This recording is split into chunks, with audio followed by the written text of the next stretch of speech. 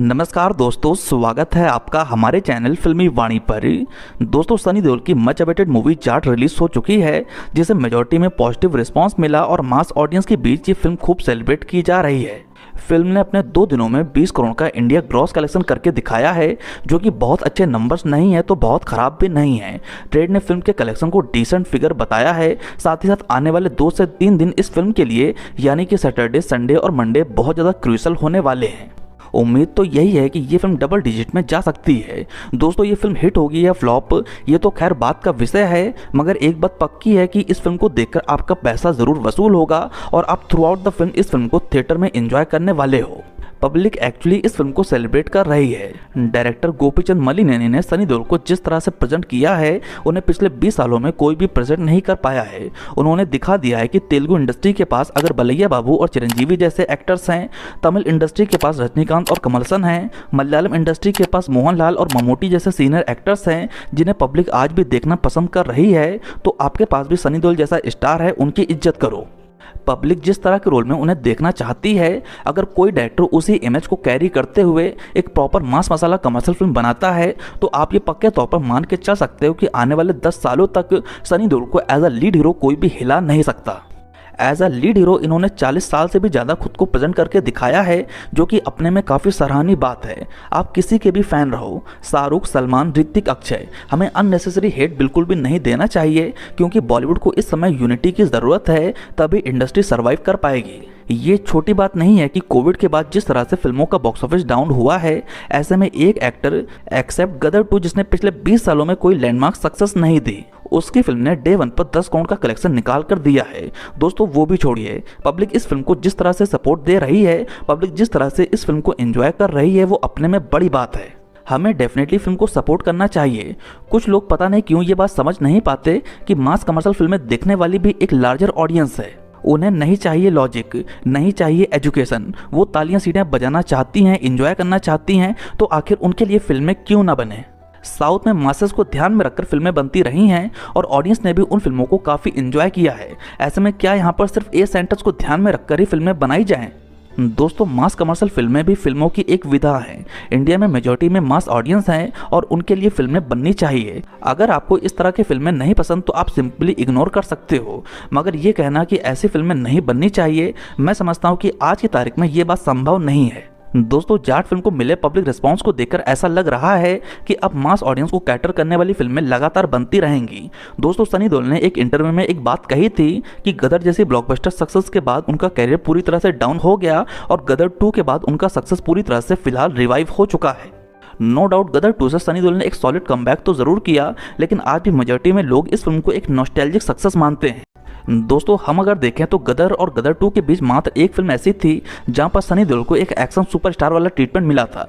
वो फिल्म थी इंडियन, जिसे पब्लिक ने खूब एंजॉय किया था और आप इत्तेफाक देखिए उस फिल्म को भी एक साउथ के डायरेक्टर ने ही बनाया था। Then get back to the Jaat, इस फिल्म को भी एक साउथ के डायरेक्टर ने ही बनाया है और अगेन इस बार उनके किरदार को प्रॉपर जस्टिफिकेशन मिल पाया है। 68 की एज में इस एक्टर की जो एनर्जी है, जो डायलॉग डिलीवरी है, उस पर सवाल नहीं उठाए जा सकते। इनसे बड़ा एक्शन हीरो फिलहाल हमारे पास नहीं है।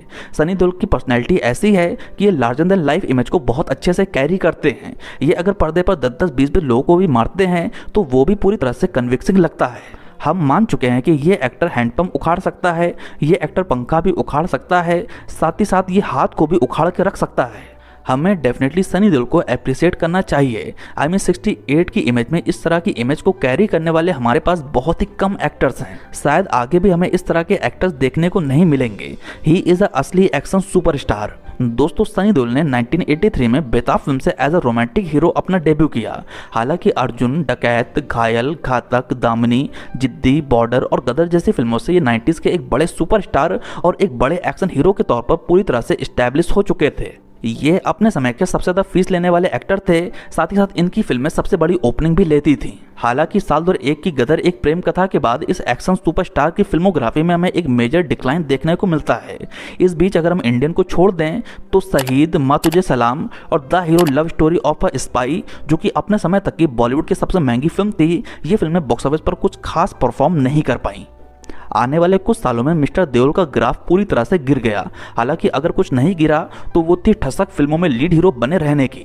इनके जितने भी कंटेम्प्रेरी एक्टर्स थे, फिर चाहे वो संजय दत्त हो, जैकी श्रॉफ हो, अनिल कपूर हो, या फिर इनके सीनियर एक्टर मिथुन चक्रवर्ती, या फिर इनसे जूनियर गोविंदा और सुनील शेट्टी जैसे एक्टर्स, नो डाउट इन एक्टर्स ने भी अपना एक बड़ा मुकाम बनाया है। मगर पॉइंट ये है कि ओवर द पीरियड जब इनकी फिल्में बॉक्स ऑफिस पर चलना बंद हुई तो ये धीरे धीरे side actor, supporting actor, villain वाले रोल और यहाँ तक कि कुछ एक्टर्स ने तो हीरो के बाप वाले रोल भी प्ले करने शुरू कर दिए। मगर सनी देओल ने ऐसा नहीं किया। इन्होंने 20 सालों तक फ्लॉप पर फ्लॉप फिल्में डिलीवर करी, जिनकी संख्या तकरीबन 2 दर्जन के करीब थी, लेकिन इसके बावजूद ये फिल्मों में सिर्फ लीड एक्टर के तौर पर ही काम करते रहे। शायद यही अपने में एक बड़ा फैक्टर है कि आज भी लोग इनमें एक हीरो वाली इमेज देख पाते हैं। दोस्तों, गदर 2 के सक्सेस के बाद तो आप देख ही रहे होंगे कि इनके आने वाले लाइनअप कितने स्ट्रॉन्ग हैं।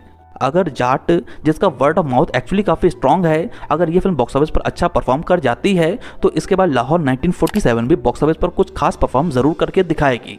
इवन इस फिल्म को लेकर तो जावेद अख्तर साहब ने कहा है कि ये एक ऐसी फिल्म होने वाली है जो मासेस से लेकर क्लासेस के बीच में भी अप्रिशिएट की जाएगी।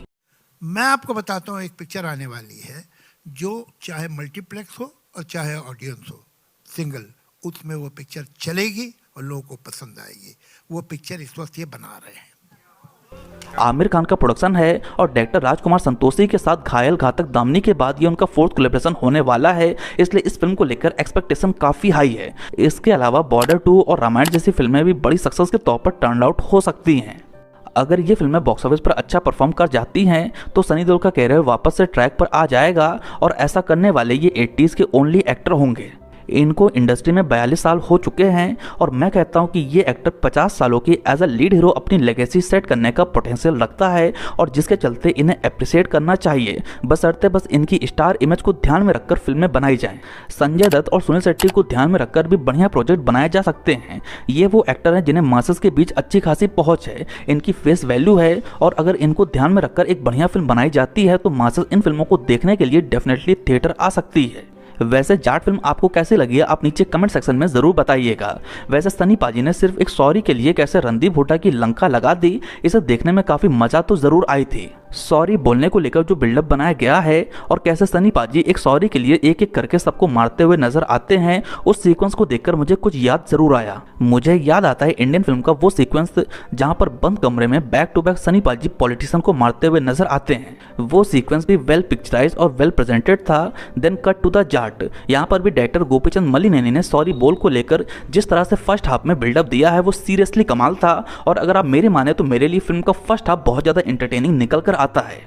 वैसे जाट फिल्म पर हमारा भी रिव्यू आ चुका है, आप चाहें तो उसे देख सकते हैं, जिसकी लिंक आपको इस समय ऊपर आई बटन पर दिख रही होगी। साथ ही साथ आपको इंड स्क्रीन पर भी ये वीडियो मिल जाएगा। दोस्तों, अब इतना तो पक्के तौर पर हम मान के चल सकते हैं कि अगर ये फिल्म बॉक्स ऑफिस पर सक्सेसफुल हो जाती है, जिसके सक्सेस होने की एक्चुअली प्रोबेबिलिटी भी है, तो इसके बाद सनी देओल काफ़ी मासी फिल्मों में हमें देखने को मिलते रहेंगे। वैसे आपको सनी देओल कैसे लगते हैं और जाट फिल्म को देखकर आपका क्या अनुभव रहा, ये भी नीचे कमेंट सेक्शन में ज़रूर बताएं। साथ ही साथ अगर आपको मेरा ये वीडियो पसंद आया हो तो प्लीज़ लाइक करें, कमेंट करें और हमारे चैनल को सब्सक्राइब करें। आपका बहुत बहुत धन्यवाद।